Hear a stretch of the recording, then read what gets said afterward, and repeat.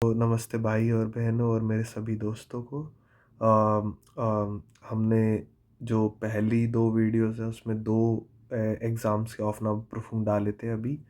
और बीच में क्या हुआ था कि हमारा चैनल जो है वो बंद हो गया था, तो उस वजह से हम डाल नहीं पा रहे थे। किसी तरीके से यूट्यूब ने कुछ कॉपीराइट स्ट्राइक मार दी थी, तो हमारा मतलब चैनल चल नहीं पा रहा था। बट हम फिर से अब रेगुलरली वीडियोस पोस्ट करना शुरू करेंगे एक टाइम इंटरवल पे। और आ, अब से वीडियोस मतलब रेगुलर आएंगी ऑफ नाउ प्रफुम की। बेसिकली आज हम जो करने वाले हैं वो है अपना काइजस लाउटन का ऑफनामा। ठीक है, काइजस लाउटन का ऑफनामा है। और इसके ये जो सैम्पल प्रैक्टिस क्वेश्चंस हैं तो इस तरीके का ऑफनामा आता है। और काइजर लॉटन के ऑफनामा में बेसिकली जो एक वेबसाइट अभी मैं बाद में बताऊंगा वो एंड में वीडियो के, तो उसमें कुछ काइजर लॉटन के अपने पेपर दे रखे हैं जो कि थोड़े पुराने हैं। बट इनका जो मेन पेपर होता है वो एक ओलाट, जब ये आप अप्लाई करते हो तो ओलाट एक प्लेटफॉर्म देते हैं जिसपे ये एग्ज़ाम करने का मौका देते हैं। तो वो बहुत इंपॉर्टेंट एग्ज़ाम होता है प्रिपरेशन के लिए, क्योंकि काफ़ी सारे क्वेश्चन उसी लेवल और पैटर्न के आते हैं। और ये जो हम पेपर करा रहे हैं इसमें उनके कुछ क्वेश्चंस दे रखे हैं, बट वो हम ओल आर्ट का भी थ्रू एक बार आपको लॉगिन, जब आपका बाद में पेपर होगा तो शायद वो भी एक बार शेयर कर देंगे किस तरीके से करना होता है। और बिना किसी बात के अब हम शुरू करते हैं यार ये पेपर। तो सबसे पहला सवाल ऐसा आता है, मतलब इसमें कुछ कुछ बेसिक सवाल आते हैं जिसमें आप नंबर बना सकते हो। जैसे कि ये पहला सवाल है 9/10+। तो सबसे पहले उसे लिख लो 9/10+। सबसे पहले ना सवाल को लिख लिया जाता है, उससे थोड़ी आसानी होती है। अब क्या होता है इसमें यार, हम इंडियन इंडियन लोग क्या करते हैं, हम रिमाइंडर सेम बना देते हैं। रिमाइंडर एलसीएम ले लो, एलसीएम क्या हुआ इसका 110। 110, अब 10 कितनी बारी में जाता है, 11 बारी में जाएगा कि 110 आ जाए। अब 11 इंटू 9 हो जाता है, फिर प्लस 11 कितनी बारी में जाता है, 10 बारी में कि 110 आए। तो 10 इंटू 10। ठीक है, इंटू को मैं डॉट करके लिख रहा हूँ, ये जर्मन में इस तरीके से ही लिखते हैं। 11 इंटू 9 99 प्लस 100/110। तो ये इसका आंसर क्या आया अपना 199/110। तो ये अपना आंसर कौन सा ऑप्शन है, ए नंबर। तो ये अपना ए नंबर आंसर हो गया। ठीक है, ऐसे ये फर्स्ट क्वेश्चन ख़त्म। तो इस तरीके के बेसिक भी क्वेश्चन आते हैं। आगे दूसरे क्वेश्चन पे पढ़ते हैं। 1+3/5। तो ये भी बहुत सीधा ही है, 1+3/5 ÷ 4/5। अब यार इसमें क्या करते हैं, इसमें ना बच्चे थोड़े से मतलब अब डिवीज़न में गलती करते हैं, मैं वो बता देता हूँ। जैसे इस साइड में मैं एक बार लिख के बता देता हूँ, A/B whole divide by C/D। ठीक है, अगर ऐसा कुछ दे रखा है ना तो इसका मतलब होता है A/B मल्टीप्लाई बाय D/C। मतलब ये अगर डिवाइड में होता है ना तो ये ऊपर जब जाता है, ऊपर जब जाएगा तो ये D/C हो जाएगा, उल्टा हो जाएगा। और ऐसे ही अगर एक ऐसे दे रखा होता है तो उसमें ना आप कंफ्यूज मत होना। जैसे A/B कभी कभार दे रखा होता है, C ऐसे दे रखा होता है कुछ। अब इसमें आप सोचोगे यार ये B/C है या फिर क्या है, B/C ऊपर जाएगा तो C/B हो जाएगा, मतलब ऐसा कुछ नहीं। ये एक्चुअली C/1 है। ठीक है, C/1 है। तो ये क्या होता है, A/B माल 1/C। तो ये A/BC हो जाता है। ठीक है, ये वैसे बेसिक है, कुछ कुछ बच्चों को आते हैं, कभी कभार बच्चे इसमें गलती कर देते हैं तो मैंने बता दिया है बस। बाकी 1+3/5 ÷ 4/5, इसमें क्या होगा, सीधा आप एलसीएम लो, इतना कुछ सोचे बिना। 5+3 ÷ 4/5 तो अपना 8/5 ÷ 4/5। अब यहाँ पे क्या हो रहा है, ये वही सिचुएशन खड़ी हो गई है। ठीक है, अब क्या करना है, 8/5 मल्टीप्लाई बाय 5/4। 5 से 5 गया, 4 से 2 में गया, तो 2 आंसर आ गया। 2 आंसर कौन से ऑप्शन का था, बी ऑप्शन का था। तो ये आंसर सही हो गया, बी ऑप्शन करेक्ट। ठीक है, ये दूसरा क्वेश्चन। तीसरे क्वेश्चन पे चले हम। ये भी इतना कुछ ट्रिक क्वेश्चन नहीं है, मतलब हमने ऐसे क्वेश्चन थोड़े बहुत उसमें भी किए थे। 4/9/3⁻²। ठीक है, अगर आपको मेरी ये समझ नहीं आए जो मैं इसमें करूँ तो वो मेरी पीछे वाली वीडियो, डार्मस्टेड वाली वीडियो भी देखना, उसमें बर्लिन वाली वीडियो उसमें है कि कैसे मैंने इसको सॉल्व करा था। मतलब √4 अगर ऐसे कुछ ए लिखा होता है तो A⁴ 1/4 लिख सकते हैं इसे। अंडर रूट ऑफ ए 3 लिख रखा होता है तो ए की पावर 1/3 लिख सकते हैं। अंडर रूट ऑफ ए को सिर्फ ए की पावर 1/2 लिख सकते हैं, ठीक है। तो ऐसे ही कुछ। अब 9 को क्या लिख सकते हैं, 3 का स्क्वायर, ठीक है। और ये 4 में जा रहा है, डिवाइड बाय 3 की पावर -12। हम 3 में इसलिए ला रहे हैं ताकि हम वो कर सकें, मतलब इसकी कैलकुलेशन आइन फाक कर सकें। 3 की पावर 2/4 डिवाइड बाय 3 की पावर -12, सही। तो 3 की पावर 2/4 क्या हुआ, 1/2 डिवाइड बाय 3 की पावर -12। अब -12 जब पावर ऊपर जाती है तो क्या होता है उसका, 3 की पावर हाफ। एक सेकेंड, ये थोड़ा सा कलर पेन का चेंज हो गया, बट कोई नहीं, एक बार इसे सही करेंगे। हाँ ठीक है, 3 की पावर, रुको एक बार बच्चों, ये थोड़ा सा कभी कभार हो जाता है। अब ठीक हो गया आई गेस। हाँ चलिए, तो 3 की पावर हाफ प्लस हाफ हो जाता है। ये जब ऊपर जाता है ना, तो ये क्योंकि सेम कॉफिशेंट है तो इसमें हम ये कर सकते हैं कि -हाफ प्लस हाफ, उसमें जाके वो हो जाएगा। बेसिकली ये ऐसे होता है कि 3 की पावर हाफ और ऊपर गया वो, ये वाला ऊपर गया तो 3 की पावर हाफ हो गया, ठीक है। अब ये सेम कॉफिशेंट है तो पावर क्या होती है, ऐड हो जाती है, 1/2 प्लस 1/2, ठीक है। तो क्या आया, 1/2 प्लस 1/2 का करके 3 की पावर 3 आ गया सिर्फ। तो इसका आंसर हो गया डी। सही समझ आया। अब इसके बाद फोर्थ क्वेश्चन पे चलते हैं भाई। ये क्वेश्चन है मतलब मार्क्स गेनिंग क्वेश्चन, इसमें इतना कुछ सोचना वोचना नहीं है। बी की पावर 10 ए की पावर -1, जब आपने पहले ऑफ नंबर ट्राई किया होगा जो हमारा, उसमें भी इस तरीके के क्वेश्चन दिखे होंगे। तो इसमें सीधा सीधा करना होता है, बी की पावर 10 करो, बी को ऊपर लाओ, इस वाले को -20 लिखो, ए की पावर -1 लिखो, ये वाले को ऊपर लाओ तो ए की पावर +9 हो गया।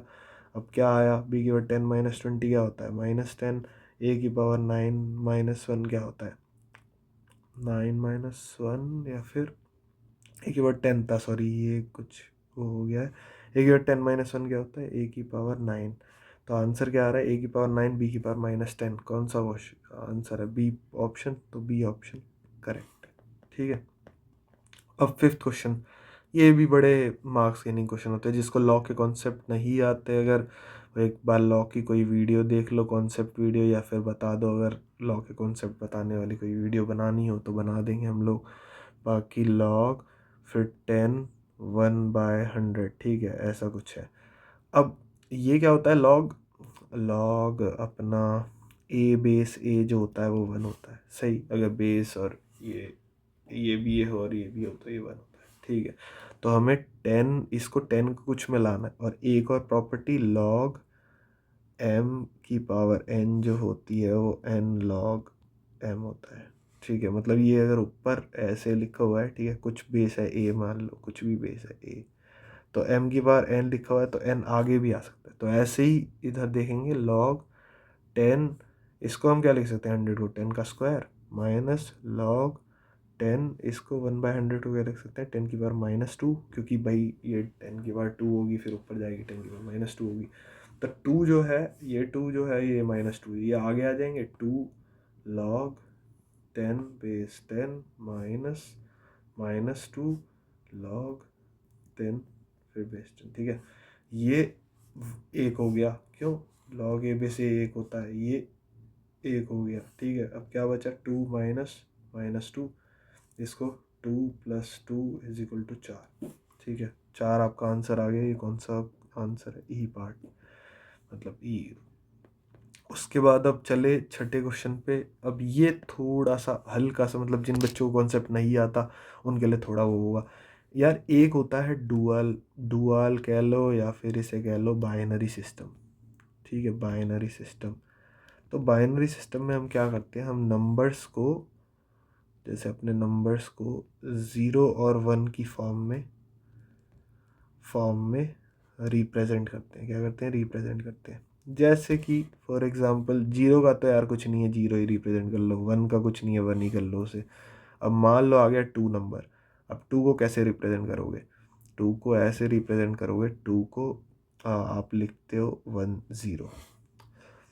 अब ये एकदम से ऐसे मैंने कैसे लिखा, अब ये ऐसा होता है कि फॉर एग्जांपल कोई, मान लो एक नंबर दे रखा है, मान लो एक नंबर जैसे ये है, ये 0 दे रखा था तो 0 ही हो गया, ठीक है, 1 हो गया। अब इसमें एक्चुअली ना बाइनरी में क्या होता है कि नंबर ये जब इसमें रिप्रेजेंट कर रहे हैं तो हम यहाँ पे एक ट्रिक लगाते हैं, मतलब ये तरीका होता है। जैसे 1 0 है, अब 2 की पावर 0 और 2 की पावर 1, ठीक है, इसको मल्टीप्लाई किया, इसको भी मल्टीप्लाई किया और इन दोनों को प्लस कर दिया, मतलब 1 × 2 की पावर 1 प्लस 0 × 2 की पावर 0। तो ये क्या आया, 2 + 0 तो 2, ऐसे रिप्रेजेंट हो गया, समझ गए। ऐसे ही 3 को क्या रिप्रेजेंट करेंगे इधर, अगर हम देखें यहाँ पे 2 की पावर 0 कुछ है, 2 की पावर 1 है, 2 की पावर 2 है, ठीक है। अब 2 की पावर 2 तो 4 हो जाता है, ये तो पहले ही बाहर हो गया। 2 की पावर 1 1, और 2 की पावर 0 कितनी बारी में आएगा, एक बारी में। क्यों आएगा ये एक बारी में, क्योंकि 2 × 1 क्या होता है 2, प्लस ये सारे प्लस होते हैं, मतलब यहाँ पे 0 हो रहा है, और 2 की पावर 0 × 1 क्या होता है 1, तो ये 3 हो गया एक तरीके से ये। अब ये जो है ये अपना डुअल नंबर है, अपने इस नंबर का डुअल नंबर। तो ऐसे ही हम फिर 4 को रिप्रेजेंट करें तो आपके हिसाब से क्या आना चाहिए, 4 में क्या होना चाहिए। अब मान लो 1, क्योंकि 2 की पावर 2 है, 2 की पावर 2 क्या होता है 4 ही होता है। अब ये मल्टीप्लाई करेगा तो ये इसके साथ ही जाएगा। फिर आप आगे भी लिख सकते हो, आगे आप 2 की पावर 3 भी लिख सकते हो, बट उसमें ना कुछ ये अभी मैटर नहीं करेगा। क्यों क्यों मैटर नहीं करेगा, क्योंकि इससे कुछ उसको फ़र्क नहीं पड़ रहा, फिर उससे तो नंबर बड़ा हो जा रहा है, हमें 4 चाहिए। अब 2 की पावर 1 2 की पावर 0, ठीक है, ऐसे ही हमेशा लिखते हैं, और बाकी 0 0। अब 1 × 2 की पावर 2 4 + 0 + 0 = 4, ये एक तरीके से अब हो गया रिप्रेजेंट, ठीक है। तो ऐसे ही इन्होंने ये साइड में ये लिख रखे हैं कि ये ऐसे रिप्रेजेंट होते हैं, ठीक है। तो आप किसी भी नंबर को, जैसे किसी भी आप नंबर को आप मान लो पकड़ लो, आप 10 को पकड़ लो, आप उसे रिप्रेजेंट करना चाहते हो बाइनरी में। अब हम यार इसमें तो ऐसे देख के बता रहे थे 3 में बता दे रहे थे, 4 में बता दे रहे थे, और 1 2 में बता दे रहे थे। अगर कोई बड़ा नंबर आ जाए तो हम उसे बाइनरी में कैसे रिप्रेजेंट करते हैं, तो वो फिर थोड़ा सा एक तरीका होता है उसका। जैसे अब इस क्वेश्चन को ही देख लेते हैं, इस क्वेश्चन में z = 35 दे रखा है। अब 35 आप ऐसे तो 1 0 1 0 ऐसे कुछ तो लिखोगे नहीं कि आप मतलब गैस करके बार बार कर रहे हो, सही। तो आप क्या करोगे कि 35 को एक तरीके से एक कटघरे में लिख दो। ये तरीका बता रहा हूँ मैं। बाइनरी में क्या होता है, दो नंबर होते हैं, क्या होते हैं 0 और 1, तो हम 2 को ही लेते हैं यहाँ पे। अब 2 कितनी बारी में जाता है, 17 बारी में, वो यहाँ पे लिख दो, 2 17, मतलब मिनिमम 0 और 1 रिमाइंडर आने चाहिए, मतलब ऐसा कुछ। तो बाकी 2 17 बारी में जाएगा, कितना होगा 35 - 34, क्या आएगा, एक रिमाइंडर आएगा। तो जो रिमाइंडर आया ना उसे यहाँ लिख दो साइड में, अभी के लिए इस जगह साइड में लिख दिया है जो भी रिमाइंडर आए। अब अगला चले, अगले में 2, फिर से 2 को ले चलेंगे, जो भी मतलब बाइनरी बनाना है ना तो 2 को लेना होगा। तो 2 8 ज़ा 16, 16 17 - 16 1, फिर से 1 आ गया, ठीक है। 2 4 ज़ा 8, क्या आया रिमाइंडर 0। 2 2 ज़ा 4, क्या आया रिमाइंडर 0। 2 1 ज़ा 2, क्या आया रिमाइंडर 0। 2 0 ज़ा 0। अब जब यहाँ पे 0 आ जाए ना, तब ये वाला 1 एंड लास्ट में लिख दो, ये वाला 1 यहाँ आएगा। और फिर उसके बाद जब 0 आ जाए लास्ट में एंड में, यहाँ पे 2 0, क्योंकि हम कर नहीं सकते ना, और हम फिर 2 0 मतलब 2 को किस भी बार करो आपको 1 नहीं मिलेगा। 2 0 0, वही सेम चीज़ फिर चलती रहेगी। अब इसको एंड से लेना होता है ऊपर तक, तो मतलब एंड से लेना होता है, मतलब 1 0 1 0 0 0 1 1, ठीक है। 1 0 0 0 1 1, ऐसे लिया है हमने नंबर को, 1 0 0 0 1 1, ठीक है, ऐसे लिया है। तो ये जो नंबर है ये अब बाइनरी का नंबर है, या फिर डुअल कह लो उसे, जो भी कह सकते हैं। 35 इसकी वैल्यू है, और कौन सा ऑप्शन है ये हमारा देख लेते हैं, 1 0 0 0 1 1, सी ऑप्शन है। तो सी ऑप्शन इस क्वेश्चन का आंसर है। यही है उसका तरीका। अगर ये ना आया हो तो एक बार फिर से आप कमेंट्स वगैरह में पूछ लेना, बता देना, मैं फिर से एक बार इसमें डिटेल में चला जाऊंगा, ठीक है। अब x² - y² = 1 है। ये अगला क्वेश्चन है, ठीक है। x + y जो है वो 2 दे रखा है। अब यार ये x - y निकालना है, तो ये बड़ा ही बेसिक क्वेश्चन है, मतलब इसमें कुछ नहीं है। एक तरीके से a² - b² की क्या आइडेंटिटी होती है, a² - b² की आइडेंटिटी होती है a - b और a + b, ठीक है। तो x - y =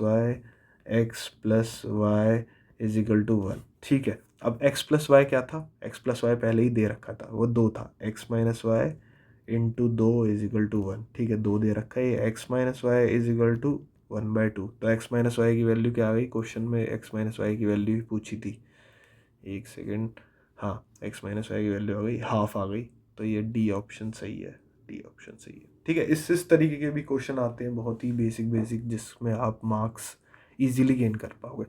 अब ये देखते हैं ये वाला क्वेश्चन एक बार क्या है। जब x जो है वो ल्योजुंग है इस इक्वेशन का, तो x स्क्वायर माइनस 1 क्या है, तो 2/x+1 is equal to 3/x-2। तो x जो है वो ल्योजुंग है इस इक्वेशन का, तो हमें पहले x फाइंड करना है, x क्या है, तो पहले क्रॉस मल्टीप्लाई कर दो अपना सही, ठीक है, 2 × x-2 is equal to 3 × x+1, right, फिर 2x-4 is equal to 3x+3, ये फिर 3x, एक्स को एक साइड ले जाओ, 3x-2x, और बाकी जो वैसी वाली टर्म्स है उन्हें एक साइड ले जाओ, तो -7 जो आ गया वो x आ गया, ठीक है, x जो है वो -7 आ गया, तो x -7 हो गया। अब हमें निकालना क्या था, पहले वो देखो, क्वेश्चन वोश्चन को भी देखना होता है, x स्क्वायर -1 निकालना है, फिर हमें निकालना है x स्क्वायर -1, तो x की वैल्यू -7 है, -7 का स्क्वायर -1, 7 7 से क्या होता है 49, अब माइनस माइनस प्लस हो जाता है, तो 49 - 1 48 आ गया, 48 इसका आंसर है, ए पार्ट इसका आंसर हो गया, ख़त्म क्वेश्चन। तो इस तरीके के क्वेश्चन आते हैं 4 4 नंबर में, जो कि आपको एक नंबर मतलब एकदम फटाक से नंबर दे देंगे। फिर x1 x2 ल्योजुंगन है इस इक्वेशन के, दान x1 इंटू x2। अब इसमें यार थोड़ा ना x1 x2 ल्योजुंगन है, मतलब ये समझ जाओ कि क्वाड्रेटिक इक्वेशन टाइप कुछ होगी, ठीक है। तो ये पहले क्रॉस मल्टीप्लाई होगा, 12 is equal to 2x into x -1, ठीक है, 12 इज इक्वल टू, अब 2 से पहले आप काट ही दो, ये पहले ही काट दो ताकि आपको दिक्कत ना आए, 2 से 6 काट दो, ठीक है, तो 2 6 12 होता है, क्योंकि ये मल्टीप्लाई मल्टीप्लाई में तो कट जाता है ऐसे। 6 is equal to x into X -1, ठीक है, 6 is equal to X square minus X, ठीक है, X square minus X, constant को इधर लेके जाएंगे, -6 इज इक्वल टू 0। अब इसके बनाएंगे हम लोग फैक्टर, ठीक है, X square minus X -6 is equal to 0।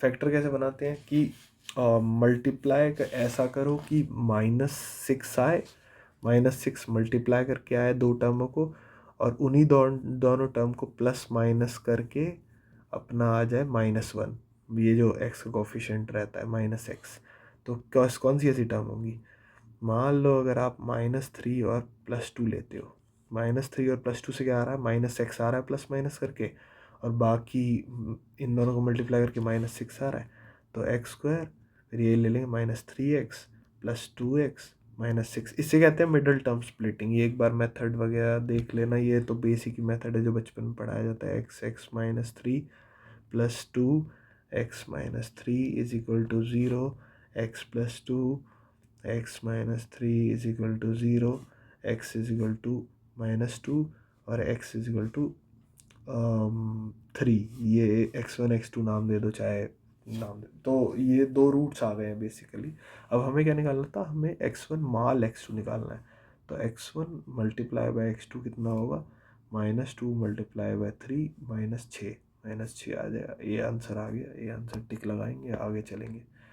अब हमारा चलेगा अगला सवाल, अवगाहत 10। अवगाहत 10 में क्या है, auf einem Blatt sitzen Käfer mit 7 Punkten oder 7 oder मतलब दो टाइप के केफर हैं, एक 7 पॉइंट का केफर है, मतलब 7 डॉट बने हुए हैं इस पर, और 2 डॉट बने हुए हैं इस टाइप का भी केफर। केफर मतलब कोई कीड़ा वगैरह होता है, ठीक है। बाकी टोटल जो है वो 10 केफर हैं, और 10 केफर टोटल में है, और 40 पॉइंट हैं टोटल, मतलब इतने पॉइंट हैं, एक एक पॉइंट को गिना है, ठीक है। तो 7 पॉइंट में मतलब 7 पॉइंट होंगे, और उस तरीके से टोटल मिला के वो बोल रहे हैं कि 7 वालों को भी मिला दो और 2 वालों को भी मिला दो, तो टोटल पॉइंट जो है वो 40 पॉइंट है इन पर, जो डॉट्स वगैरह हैं। तो एस जो है, अब ये क्वेश्चन को ध्यान से पढ़ना होता है कि एस जो है वो दे रखा है, जाल देयर केफर मिट 7 punkten, ठीक है, मतलब केफर का जो नंबर है 7 पॉइंट वाले, मतलब जो एक तरीके से ये 7 पॉइंट वाले केफर कितने हैं, कितने 7 पॉइंट्स वाले केफर हैं, ठीक है। फिर ऐसे ही जेड जो है वो कितने 2 पॉइंट्स वाले केफर हैं, ठीक है। 2 पॉइंट वाले केफर जो हो गया वो कितने 2 पॉइंट वाले केफर हैं, वो जेड का आंसर है, और जेड है रिप्रेजेंट करता है और एस रिप्रेजेंट करता है कि कितने 7 पॉइंट वाले केफर हैं। अब हम क्या करेंगे हाँ, तो मैं जस्ट पानी पीने गया था। फिर अब ये है कि कितने 2 पॉइंट वाले केफर है अपने पास, वो जेड है, और एस है कितने मतलब 7 पॉइंट वाले केफर है। अब क्या है भाई, बोल रखा है कि टोटल केफर 10 है, मतलब कि एस प्लस जेड मतलब टोटल केफर, ये 7 पॉइंट वाले केफर है, ये 2 पॉइंट वाले केफर है, टोटल केफर अपने 10 है, ठीक है। अब ये बोल रहा है कि 40 पॉइंट दे रखे हैं।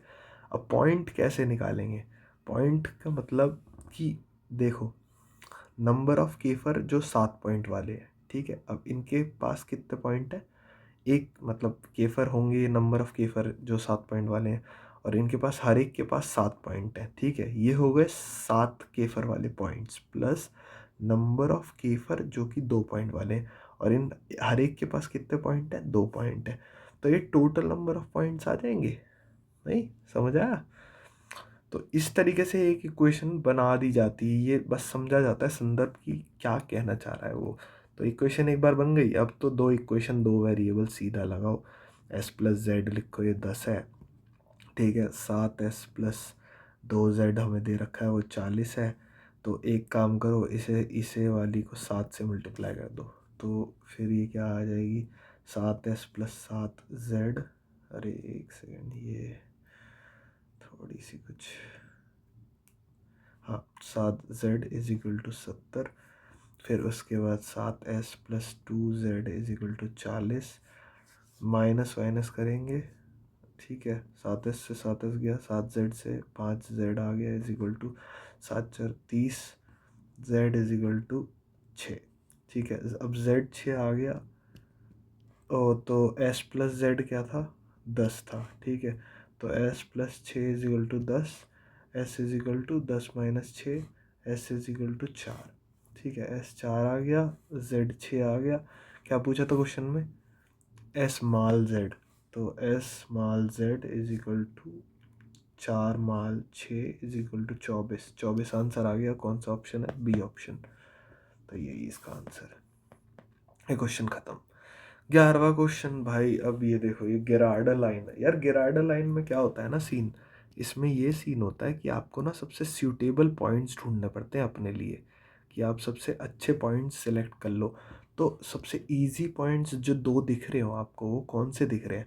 मैं अगर अपने हिसाब से देखूँ तो मेरे को ये पॉइंट सबसे अच्छा दिख रहा है, जिसको मैं, ये क्या दिख रहा है, 2,0 लग रहा है, ठीक है। और दूसरा जो पॉइंट दिख रहा है वो ये सबसे अच्छा दिख रहा है, ये सबसे इजी पॉइंट जो सबसे है, ये इसका है -2, -1। ये सब तो मार्क वगैरह आप देख लोगे। तो अगर 2 पॉइंट मिल गए ना, तो भाई अपनी इक्वेशन बन गई मान लो, ठीक है। -2, -1 एक पॉइंट है, और 2, 0 दूसरा पॉइंट है, ठीक है। अब इसमें वो मान लो क्या कहते हैं,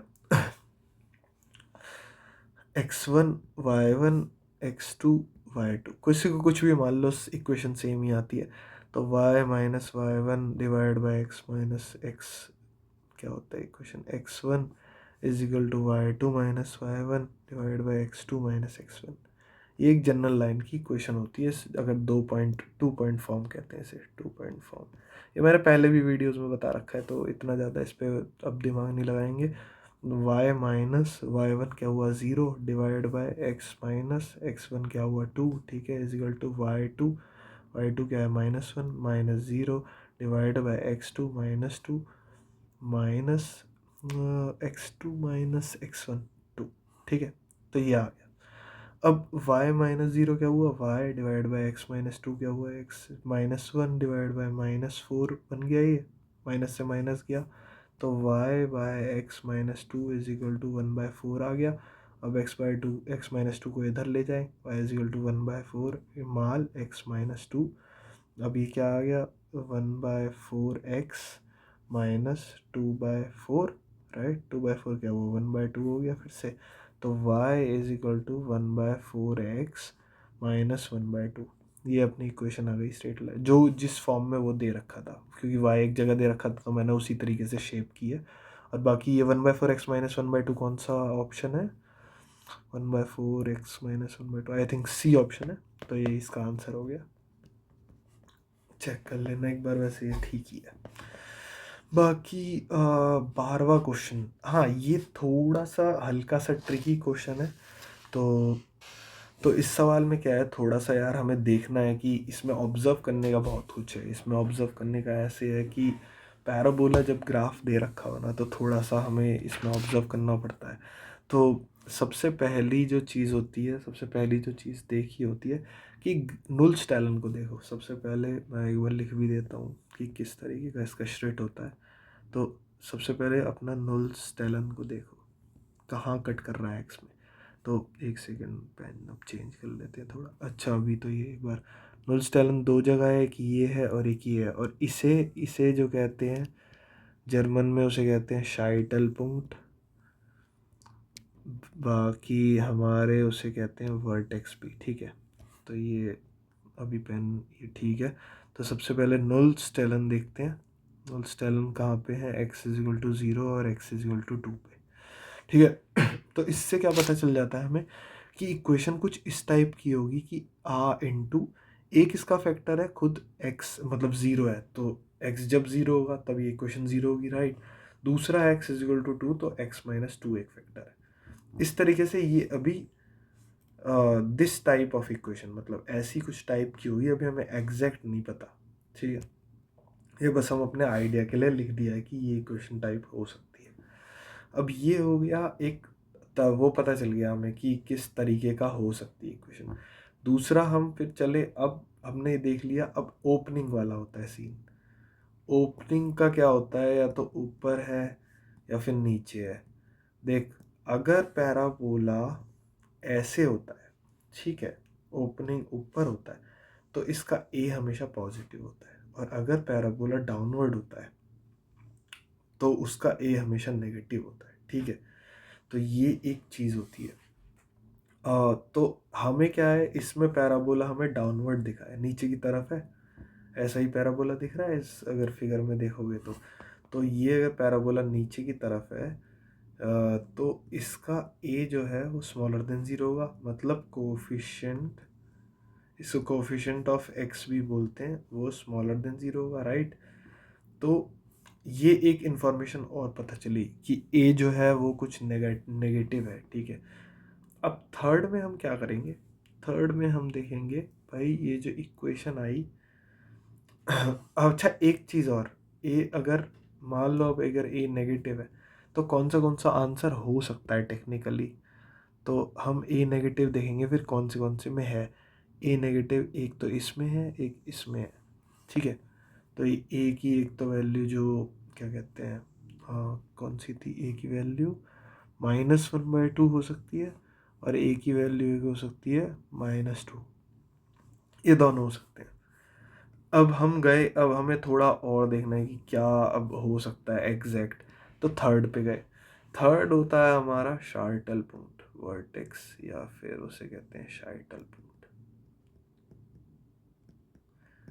तो यार क्या है, दो पॉइंट अगर सेम उस पे दे रखे हैं, जैसे एक 0 दे रखा है नुलस्टैलन, एक 2 दे रखा है, तो हम इसका अगर हम बीच का ले लेते हैं तो वो एक एक उसका एक्स का कोऑर्डिनेट आ सकता है कि नाउ। तो हम क्या करेंगे, हम एक्स वर्टेक्स का हम एक्स कोऑर्डिनेट फाइंड करेंगे।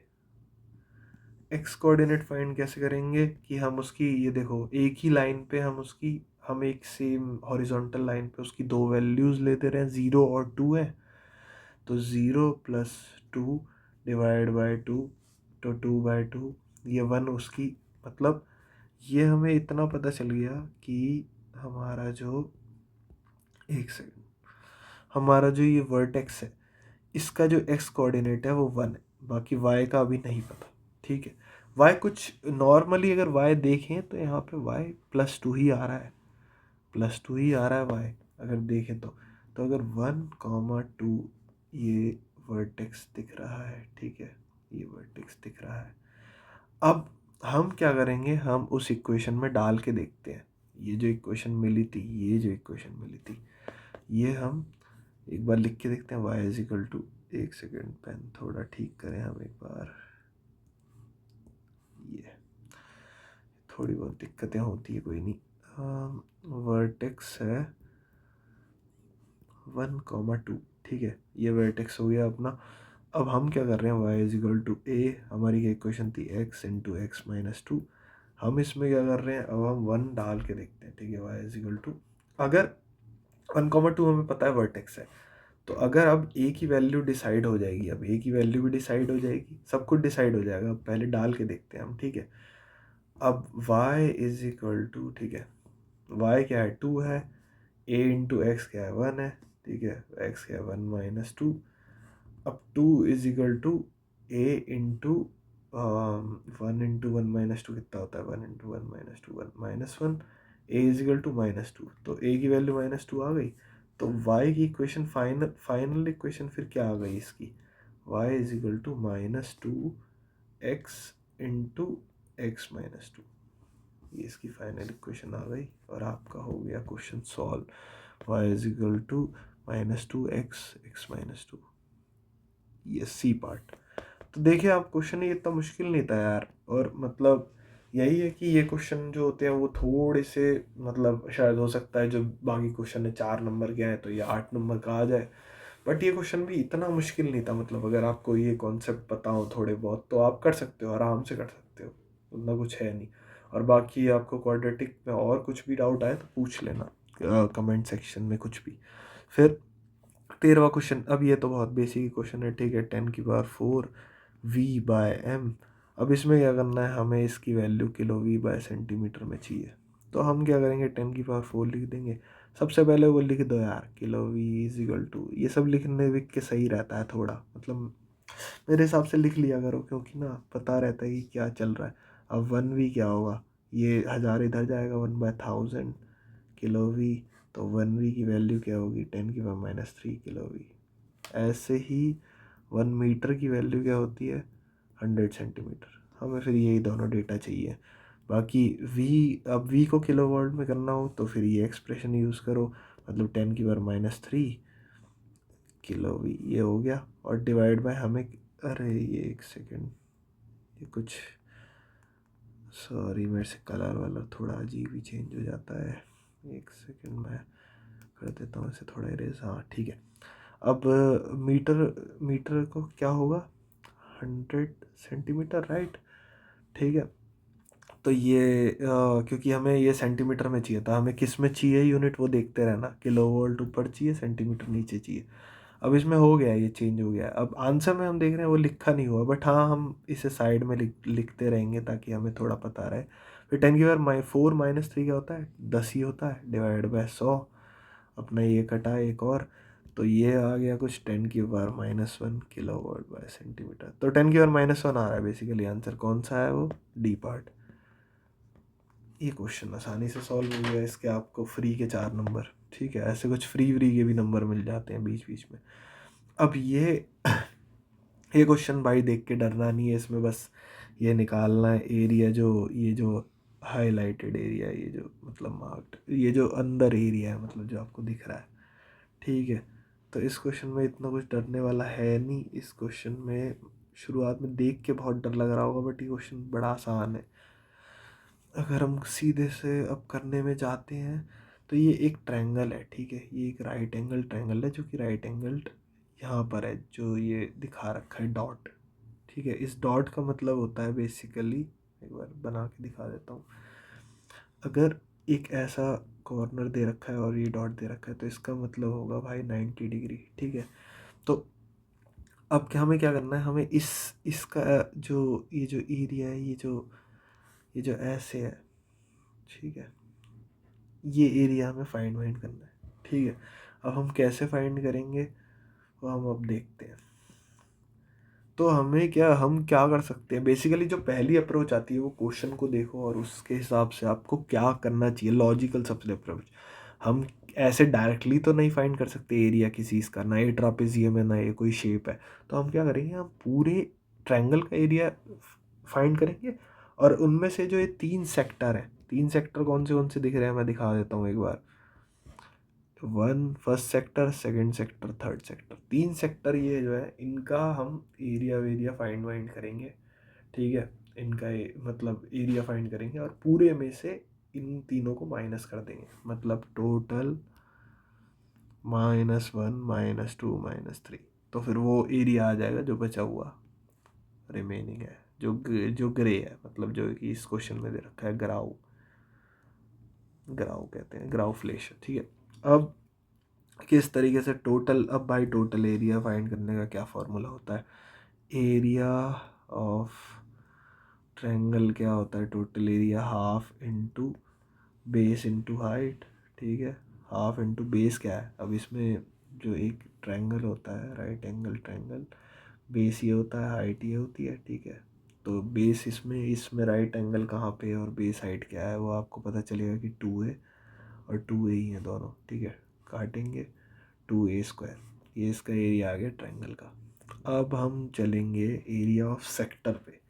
तो सेक्टर के एरिया का फॉर्मूला होता था, अब सेक्टर 3 है यार, तो तीनों के अलग अलग एरिया आएंगे, क्योंकि हम सेक्टर में जैसे फॉर एग्जांपल एक सेक्टर ले लो। ठीक है, ये भी ये होता था, ये भी ये होता था, मान लेते हैं कुछ थीटा है एंगल, तो एरिया ऑफ दिस सेक्टर, ठीक है, इज इक्वल टू होता था थीटा/360, थीटा/360 इंटू पाई ऑफ साइड का स्क्वायर। और साइड क्या है यहाँ पे, जैसे थीटा/360 इंटू पाई ऑफ a² है यहाँ पे। तो ये एरिया ऑफ सेक्टर होता था। अब इसमें भाई 3 सेक्टर है, तो एरिया ऑफ पहले सेक्टर 1 का निकाल लेते हैं। सेक्टर 1 का, अब यार ये 90 डिग्री है ना, और ये दोनों एंगल इक्वल है। तो अगर हम इधर देखें बाकी एंगल क्या है, 90 degree plus angle 1 plus angle 2, और ये दोनों सेम ही है। ठीक है, ये 180 डिग्री है। ठीक है, क्योंकि पता चल रहा है ये एक लाइक आइसोसेलेस ट्रायंगल में 90 डिग्री ये होता है, और ये अगर साइड सेम आ रही है तो फिर एंगल भी सेम होते हैं, वो सिमिलैरिटी से, ये सब हमने बचपन में पढ़ा था। फिर 2 माल angle 1 is equal to 180 degree. ठीक है, एंगल 1 इज इक्वल टू अपना 180 माइनस 90, 2 माल एंगल 1, 2 वाल एंगल 1 इज इक्वल टू 90, तो एंगल 1 क्या आ रहा है 90 डिवाइड बाई 2, ये 45 डिग्री। तो ये 45 डिग्री है और ये भी 45 डिग्री है। मतलब ये सब तुम्हें आ जाएगा देखने से, एक बार अगर ना आए तो पूछ लेना दोबारा कमेंट में, इजी है ये। बाकी एरिया ऑफ सेक्टर 1 फिर क्या निकला, तो सेक्टर 1 का एरिया निकला 45 डिग्री एंगल है वहाँ का, 360 डिग्री है, इंटू पाई माल से एक साइड, दोनों साइड उतनी ही होंगी जितनी एक साइड होगी, तो पाई माल a² है। ये एक सेक्टर का एरिया है। एरिया ऑफ सेक्टर 2, 2 वाला कौन सा है, वही इसका भी सेम ही होगा क्योंकि सारा कुछ सेम ही है, इंटू पाई माल a²। थर्ड वाले सेक्टर का एरिया जो देखना है वो हमें देखना है थोड़ा, क्योंकि उसमें एंगल चेंज हो गया, एंगल हो गया भाई यहाँ पे, एक बार मार्क करके दिखाऊँ, यहाँ पे एंगल है 90 डिग्री, ये 90 डिग्री है। ठीक है, तो अब ये एंगल 90 डिग्री हो गया divide by 360 mall pi a², side wide तो सेम ही है इधर भी। ठीक है, अब ये जो तीनों एरिया हैं, ये तीनों एरिया आ गए हमारे, क्या कहते हैं, एक तरीके से वो आ गए, ये तीनों एरिया अब आ गए हैं हमारे, जो ये तीनों पार्ट के एरिया थे। अब हमें क्या करना है, हमें इनको थोड़ा सा सिंप्लीफाई करके इनको लिख लेते हैं ताकि हमें थोड़ी आसान होगी। एक सेकेंड, कैसे करें, 5 9 जा 45, 5 6 जा 5 7 जा 35, 6 5 1 5 2 जा 10, 9 8 जा 72, 1/8 पाई a² आ रहा है ये भी 1/8 पाई a² ही आएगा, सेम ही वो है। बाकी इसका 9 4 जा 36, 1/4 पाई a²। तो इस तीनों एरिया के प्लस कर देते हैं, x sector 1 plus A sector 2 plus A sector 3, ठीक है। तो 1/8 पाई ए स्क्वायर प्लस 1/8 पाई ए स्क्वायर प्लस 1/4 पाई ए स्क्वायर, फिर 2 से मल्टीप्लाई किया इस तरफ, 2 से ऊपर भी मल्टीप्लाई किया, तो ये हो गया 2 3 4 4 पाई ए स्क्वायर/8 ऐसा कुछ, जो कि आ गया 1/2 पाई ए स्क्वायर। ये आ गया एरिया आपका सेक्टर्स का। तो अब हमें क्या निकालना था, हमें ये शेडेड एरिया निकालना था। शेडेड एरिया क्या था, total area minus area of sectors. तो शेडेड एरिया आप निकालो, टोटल एरिया कितना है, total minus area of sectors. तो वो टोटल एरिया हमने पहले ही निकाल रखा था, 2a² था, तो 2a² माइनस 1/2 पाई ए स्क्वायर, जो कि ऊपर आंसर किस फॉर्म में दे रखा है, अच्छा ए स्क्वायर कॉमन ले रखा है इन्होंने, तो स्क्वायर को हम भी कॉमन ले लेते हैं, 2 माइनस पाई/2। ये कौन सा ऑप्शन है, 2 माइनस पाई/2 a square, I think D, तो डी ही इसका आंसर होगा, यही आंसर है। ये कंपैरेटिवली थोड़ा सा ये बड़ा क्वेश्चन था यार, मतलब, बट हाँ, इसमें अगर तुम basically step by step approach करके चलोगे तो हो ही जाएगा, ये इतना कुछ इसमें है नहीं। बाकी नेक्स्ट क्वेश्चन चलेंगे, cos 30 डिवाइड बाय sin 30। यार ये कुछ वैल्यूज ये याद होनी चाहिए अपनी। sin 30 की वैल्यू होती है 1/2, sin 60 की वैल्यू होती है √3/2। ये बचपन में मतलब हमें थोड़ी सी बता दी गई थी, तो ये सबको पता होनी चाहिए √3/2। cos 60 की वैल्यू होती है 1/2। ऐसी 45, जैसे cos 45 की देखो ये 1/√2 होती है। अपना sin 45 की देखो उसकी भी 1/√2 होती है। फिर tan 45 की होती है 1 होती है। ऐसे ही मतलब ये सब थोड़ी बहुत वैल्यूज़ पता होनी चाहिए। तो cos 30 की वैल्यू है क्या भाई, cos 30 की वैल्यू है √3/2 डिवाइड बाय sin 30 की वैल्यू 1/2। फिर से वही सिचुएशन, √3/2 इंटू 2/1, क्योंकि ये ऊपर आता है तो वो हो जाता है, ठीक है। फिर √3 इसका आंसर आ गया। तो ये क्वेश्चन कंपैरेटिवली बहुत ही इजी था, ई पार्ट इसका आंसर है, ठीक है। ये क्वेश्चन और सॉल्व हो गया, ठीक है। अब हम चलते हैं थोड़ा और आगे, 1 सेकंड थोड़ा सा इसे ऊपर कर लेते हैं ताकि ये ज़्यादा स्पेस ना घेरे, हाँ ठीक। अब ये एक क्वेश्चन है थोड़ा ठीक क्वेश्चन, ठीक है, इसमें थोड़ा सा दिमाग अपना लगेगा। तो इसमें क्या करते हैं भाई कि जो क्वेश्चन थोड़ा सा मुश्किल लगे ना, उसमें आप फिगर बना लो। सबसे इजी काम अपना होता है फिगर बनाना। तो हम फिगर एक बार बना लेते हैं, क्योंकि फिगर से ना बहुत चीज़ें हमें पता चल जाती हैं। फिगर एक बार बना लो। ये कुछ ऐसे दे रखा है, ठीक है, ये कुछ ऐसे बना रखा है। ये अपना 90 डिग्री एंगल है। फिर से या तो ऐसे बना लो या फिर इसे ऐसे भी बना सकते हैं, ठीक है, कोई दिक्कत नहीं है।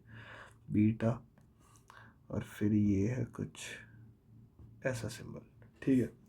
अब हमें इसमें क्या निकालना है, हमें ये दे रखा है कि ये एंगल अपना जो है वो 90 डिग्री है, और अपना हमें ये निकालना है। ये क्वेश्चन लिख लिया हमने कि ये ऐसे फाइंड करना है, ठीक है। तो अब हम इसमें ना एक एक स्टेप बाय स्टेप अप्रोच करेंगे, ठीक है।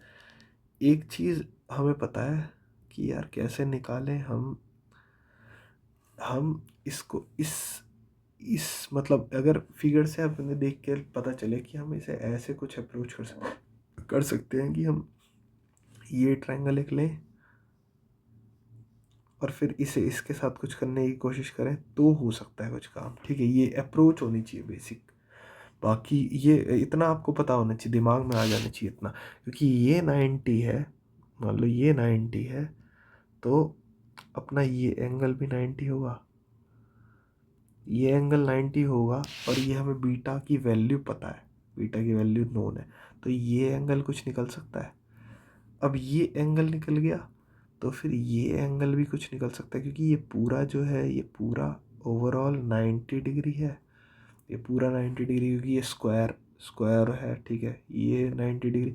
अब ये निकल गया एंगल, और ये एंगल भी 90 डिग्री है, तो फिर इससे गामा निकल सकता है। तो ये अप्रोच होनी चाहिए बेसिकली। अगर आप ये समझ गए जो मैं बोलना चाह रहा था तो फिर आप ये क्वेश्चन पूरा ही समझ गए।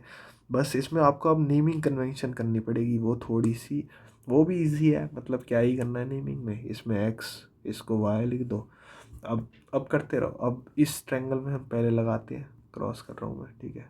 इस ट्रायंगल में हम पहले लगाते हैं तो क्या होगा, X plus beta plus 90 degree is equal to, एक ट्रायंगल का क्या होता है सम, टोटल जो एंगल्स होते हैं उसका 180 डिग्री सम होता है। तो एक्स प्लस बीटा कितना है, बीटा एक बार देख लेते हैं, भूल गए हैं थोड़ा, 35 degree plus 90 degree is equal to 180 degree, ठीक है।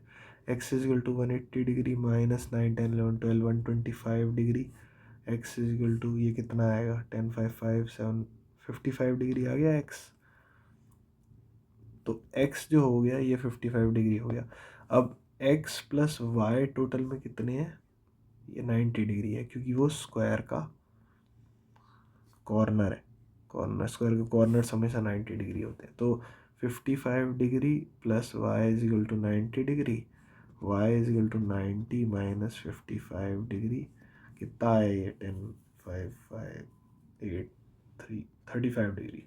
तो ये y अपना 35 डिग्री आ गया। अब ये 35 डिग्री आया, ये 90 है। अब ये कितना होगा, एक पूरे ट्रायंगल में कितना होता है सम, तो ये सम कर लो एक बार। 90 डिग्री प्लस वाई प्लस ये जो पत्ती वाला था और इसका आया 180 डिग्री टोटल। ये ट्रायंगल की प्रॉपर्टी है मतलब। तो ये क्या हुआ, 90 डिग्री प्लस वाई कितना है 35 डिग्री प्लस ये पत्ती इज इक्वल टू 180 डिग्री। पत्ती हमें निकालनी है तो पत्ती को एक साइड लो, बाकी टर्म्स को एक साइड। 180 डिग्री माइनस 125 डिग्री, कितना पत्ती 55 डिग्री। तो ये सॉल्व अपना कौन सा आंसर है, बी पार्ट 55 डिग्री इसका आंसर आ गया है। अब खुश जनता खुश, सब हो गया इस क्वेश्चन। अब अगला क्वेश्चन देखते हैं। ये थोड़ा सा भाई हल्का सा, ये भी विजुअलाइजेशन वाला क्वेश्चन है, आखिरी क्वेश्चन इस एग्ज़ाम का। तो कोई नहीं, बट ये भी इतना हार्ड क्वेश्चन शुरुआत में ना आप अप्रोच ऐसे करा करो मैथ्स में कि क्वेश्चन आपको कोई चैलेंजिंग हो सकता है बट हार्ड नहीं मानना कोई भी क्वेश्चन अपने लिए, कि हो जाएगा, करते करते हो जाता है। बाकी एक बार अब ये क्वेश्चन करके देखते हैं इसमें। अब जैसे फॉर एग्जांपल आप शुरुआत में भाई इस पिक्चर को देखोगे, जैसे फिगर को देखोगे तो आप डर जाओगे, क्या है ये कांटनलिंग इन द नेक्स्ट बिल्ड आला ब्यूटीफुल। तो ये तो कांटनलिंग का तो चलो एक वो कैब का पार्ट हो गया कि लेंथ वेंथ इतनी है ये। बाकी एकदम से आप देखोगे तो क्वेश्चन में आपको लगेगा भाई ये क्वेश्चन नहीं होगा मेरे से ऐसा। तो ऐसा नहीं सोचने का है, शुरुआत में नहीं सोचने का है, ठीक है। आपको धीरे धीरे एनालाइज करना है क्या क्वेश्चन में दे रखा है। जैसे फॉर एग्जांपल अगर आप इस क्वेश्चन में देखोगे तो एक क्यूब शेक दे रखे हैं, ठीक है। क्यूब्स इसमें आधे अधूरे दे रखे हैं। मान लो अगर आप इस क्यूब्स पे, मतलब आप इसे पूरी फिगर एक बना देते, यहाँ पे क्यूब्स और लगा देते, यहाँ पे लगा देते, यहाँ पे लगा देते, आगे भी एक लगा देते, आगे एक लगा देते, तो ये एक इस तरीके की फिगर नहीं बन जाती, कुछ क्यूबॉइड टाइप। समझ पा रहे हैं जो मैं कह रहा हूँ? अगर आप समझ पा रहे हैं सही से तो फिर अगर ये क्यूबॉइड टाइप बनी जाती तो हम क्यूबॉइड क्यों नहीं निकाल लेते। हो सकता है हमें किस क्यूबॉइड का एक डायगोनल निकालना हो, नहीं। और ये सोचे कैसे, ये आपको यार विजुअलाइज करने से ही आएगा, धीरे धीरे धीरे धीरे क्वेश्चन करते करते आता है। और बाकी इस क्वेश्चन में तो थोड़ा डायरेक्ट दिख रहा है, बट हाँ किसी किसी क्वेश्चन में नहीं दिखती वो चीज़, बट आगे जैसे जैसे क्वेश्चन आएंगे हम उसे देखते रहेंगे। तो अगर क्यूबॉइड है तो एक इसकी हाइट होगी, हाइट कितनी दिख रही है यहाँ पे, अगर हाइट आप देखो तो 2a दिख रही है ये, तो 2a इस हाइट का नाम रख दिया, ठीक है। ऐसे ही अब ये क्यूबॉइड ऐसा कुछ दे रखा है, ये अपने हिसाब से अब इमेजिनरी बना रहा हूँ मैं कि इसको पूरा कर रहा हूँ मैं एक तरीके से, ठीक है। एक सेकंड अभी मिटा दे वरना कन्फ्यूज़न होगी इसमें। तो देखते रहो आप। क्या क्या होता है, 2a है। और अब ये कितना लंबा था यहाँ पे, कितना लंबा है, ये 4 क्यूबॉइड दिख रहे हैं, 4 4 क्यूबॉइड, तो 4a लंबा था, ठीक है। और ये आगे कितना आ रहा है, आगे कितना आ रहा है, आगे ये यहाँ पे अपने दिख रहे हैं 3, तो 3a कुछ ऐसा है, तो ऐसा करें तो कुछ 3 है, राइट।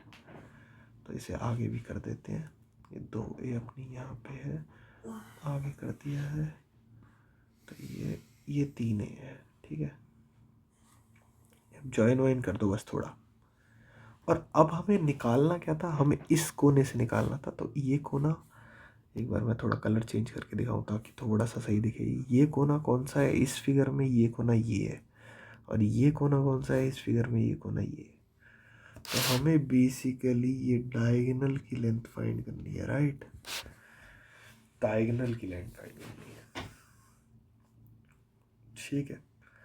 और हमें दे ये सब रखा है कि ये 4a इसकी वो है, और सारा कुछ हमें ऐसे दे रखा है। किस तरीके से अब अप्रोच करें। तो अब बट अगर आपको ये चीज़ें पता है तो भाई अप्रोच का तरीका बड़ा आसान है, इतना मुश्किल है नहीं अप्रोच का तरीका। अब अप्रोच का तरीका बस ये है कि जैसे आप मान लो ये आपको डायगोनल निकालना है रेड वाला, तो आप मान लो 4a आपके पास है और 3a, मतलब ये आपके पास कितना है, ये आपके पास 3a है और ये आपके पास 4a है। तो आप ये निकाल सकते हो। अगर आपका ये निकल गया तो ये और 2a जो है ये भी 90 डिग्री पे है, फिर आप ये पाइथागोरस थ्योरम से निकाल सकते हो। पर आपको पहले पाइथागोरस थ्योरम कहाँ लगानी पड़ेगी, पहले पाइथागोरस थ्योरम, एक सेकेंड में, पहले आपको पाइथागोरस थ्योरम इस ट्रायंगल में निकालनी पड़ेगी ताकि आप ये निकाल सको, ये जो बड़ी वाली लेंथ है, ठीक है। ये अलग है 4a, ये जो पीछे लिखा है इसके कंफ्यूज मत हो ना, ये लेंथ है, ये लेंथ है, ठीक है। ये वाली जो 4a है, ये वाला जो है वो लेंथ ही है, ठीक है। तो आप इसको कैसे निकालोगे बीच वाले को, क्योंकि ये भी 90 डिग्री है, ये भी 90 डिग्री है। मतलब अगर इस ट्रायंगल में आप देखो, अगर इसे अलग से बना के, तो ये भी 90 डिग्री है, ये 3 है, ये 4 है। तो ये कैसे निकालेंगे, अगर हम इसे कुछ x मान लेते हैं अभी के लिए, तो x को हम कैसे निकालते हैं, x square is equal to 3a का स्क्वायर प्लस 4a का square. X square is equal to 3 का स्क्वायर कितना हुआ, 9a स्क्वायर प्लस 4a का स्क्वायर कितना हुआ 16a square. X square is equal to 25a square. X is equal to 5a। अच्छा ये ऐसे आया, एक सेकेंड, इसको मैंने करके नहीं दिया। X is equal to under root 25a square, x is equal to 5a, ठीक है। दोनों बाहर आ गए। तो ये अपनी आ गई एक्स की। अब ये हम एक बार और फिगर एक बना लेते हैं। ये मान लो इस फिगर से देखना, फिगर से थोड़ा रिलेट करना। फिगर ये एक्स है, ये 2a है। हमें क्या निकालना था, हमें निकालना है ये डायगोनल, राइट। हमने x निकाला है और ये 2a हमें दे रखा है, और ये दोनों अपने आप में 90 डिग्री पे है, सही। कैसे ऐसे निकालेंगे, अब हमें जो डायगोनल निकालना है, d मान लो इसे, तो d का स्क्वायर क्या होगा, 2a का होल स्क्वायर प्लस x का होल स्क्वायर, राइट। तो d का स्क्वायर क्या होगा, 2 2 4a स्क्वायर प्लस x क्या है, अब 5a है उसका स्क्वायर, ठीक है। d का स्क्वायर क्या होगा, 4a square plus 25a square. d का स्क्वायर क्या होगा, 25 प्लस 4 29a स्क्वायर। तो d क्या होगा, √29 इंटू a। और a की वैल्यू क्या दे रखी थी हमें क्वेश्चन में, a की वैल्यू 1 सेंटीमीटर दे रखी है, एक बार देख लेते हैं। a की वैल्यू 1 सेंटीमीटर दे रखी है, तो √29 इंटू 1 जो कि √29 ही आ जाता है। एक सेकेंड, थोड़ा सा इसे एक्सटेंड कर लेंगे, √29 ही आ जाता है। तो ये √29 सेंटीमीटर इसका आंसर हो जाता है। तो ये क्वेश्चन इस हिसाब से, मतलब थोड़ा सा विजुअलाइजेशन था भाई इसमें, और कुछ नहीं था ये थोड़े। तो यही सारे क्वेश्चन, इसी टाइप के क्वेश्चन आते हैं यार काइज़रस्लॉटन में, जो जिसमें किसी किसी में थोड़ा विजुअलाइजेशन होता है, किसी में आपको इक्वेशन बनानी रहती है, कुछ लॉग के कॉन्सेप्ट्स आएंगे बेसिक वगैरह, यही सब आएगा। और ये आप अगर मतलब इन क्वेश्चंस को ढंग से कर लो तो फिर आप आराम से ऑफनामा क्लियर करने में कोई दिक्कत नहीं आएगी। और काइज़रस्लॉटन का ऑफनामा मैं बताना चाहूँगा एक गोल्डन अपॉर्चुनिटी रहती है, क्योंकि इसमें ये रहता है कि 3 महीने में, 3-4 महीने में या फिर 6 महीने में आपका स्टूडेंट कॉलिग ख़त्म हो जाता है, तो आप उसके बाद डायरेक्टली यूनिवर्सिटी स्टार्ट कर सकते हो। और ये समर और विंटर दोनों में होता है। तो समर में अगर आप अप्लाई करो तो आपके पास और फ़ायदा है कि आप विंटर में ज़्यादा एप्लीकेशन खुलती है बैचलर के लिए, तो आप उसमें सीधा अप्लाई कर सकते हो। और यार स्टूडेंट इसके लिए एक वेबसाइट भी मुझे बतानी थी, तो मैं वो जस्ट बता देता हूँ। एक वेबसाइट है सीधी, आप एग्ज़ाम पेपर जहाँ से ढूंढ सकते हो। तो आप क्या गए, सीधा आप किसी भी लाइक गूगल क्रोम पे गए या फिर किसी पे भी चले जाओ, आप इसमें सर्च मार लो जस्ट कि स्टूडेंट कॉलेज, ठीक है, स्टूडेंट कॉलेज ऑफ नामा टेस्ट, और बाइशपील, ठीक है, बाइशपील मारा। अब ऐसे एक तो स्टूबोली की पीडीएफ है, ये बहुत बड़ी पीडीएफ है, ये भी है एक तो, बट हमें ये वाला नहीं देखना, हमें सबके अलग अलग देखने हैं। तो स्टूडेंट कॉलीग ऑफनामा बाइशपीला पे गए, ऑफनामा बाइशपीला में आपने यहाँ पे बहुत सारे ऑफनामा बाइशपील आपको मिल जाएंगे। तो हमने काइजरस्लॉटन का भी ये किया है, जो 2011 वाला पार्ट है टी कोर्स के लिए। अगर डब्ल्यू कोर्स के लिए करना हो तो बता देना वैसे, बट हमने टी कोर्स वाला किया है। आई थिंक टी और डब्ल्यू में उतना फ़र्क नहीं होता, टी वाला जो है वो डब्ल्यू वाले भी कर ही सकते हैं, उनकी मैथ्स थोड़ी और बेटर हो जाएगी। और ये जो है, ये सारे क्वेश्चन मतलब ये सारे एग्ज़ाम पेपर हैं, इसमें सारे पेपर्स भी आ जाते हैं। और इस वेबसाइट में आप अगर माने थोड़ा सा, इसमें वो भी होता है, क्या कहते हैं, ऑफनामा टर्मीना भी आ जाती हैं कि ऑफनामा कब कब है, वो अभी दिखा नहीं रहा, बट आप इस वेबसाइट को थोड़ा एक्सप्लोर कर सकते हो, इससे आपको हेल्प मिलेगी। बाकी आज के लिए इतना ही था यार। अगर वीडियो अच्छी लगी हो तो आप लाइक शेयर या सब्सक्राइब करो, और अपने जो भी आपके दोस्त हैं उन्हें शेयर वगैरह करो। कोई भी इन सभी क्वेश्चनों में कुछ भी कोई सवाल हो या फिर कोई भी डाउट हो तो आप प्लीज़ लिखो। इसी के साथ मैं वीडियो ख़त्म करना चाहूँगा। शुक्रिया।